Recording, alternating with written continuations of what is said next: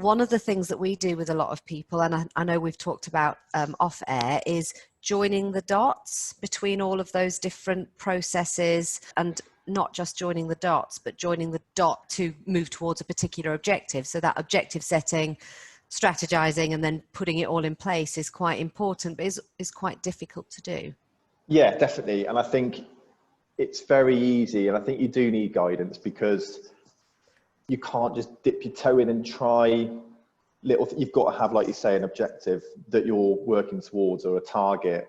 I think just half-heartedly trying something doesn't really work. So I think absolutely, you know, and it's all got to, you know, you've got to know who your target client is. You've got to know who that is. Otherwise, if you don't know who that is, how can you really target, you know, or pinpoint your marketing campaign? So I think that's really important. Know who you want to target, why you want to target them, what you can offer them, how you can help them, and then that, I think, then gives you a really good platform for your marketing then.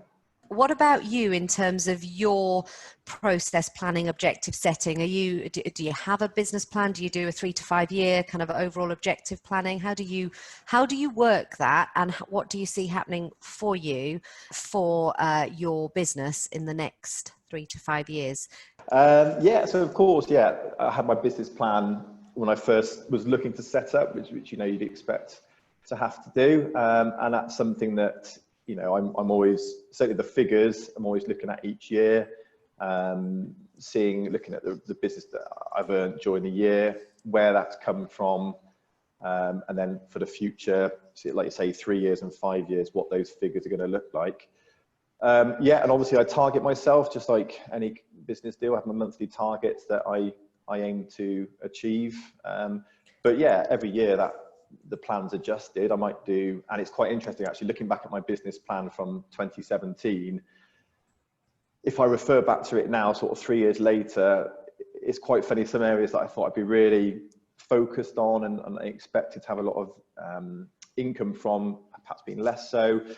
And then other areas which I thought might be incidental have been, you know, really good revenue driven areas. So it is definitely something that you need to review regularly, because, and like you say, with COVID, the environment's is constantly changing. So yeah, you can't just work from month to month and just hope that business is going to happen and business is going to come in. I think you've got to constantly look at it and evaluate and change and adjust as you need to.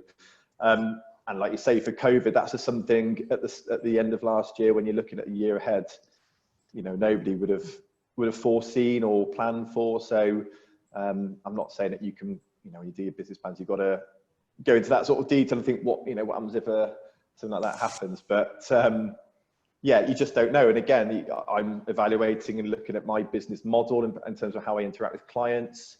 So again, that's changing another aspect of the business as well.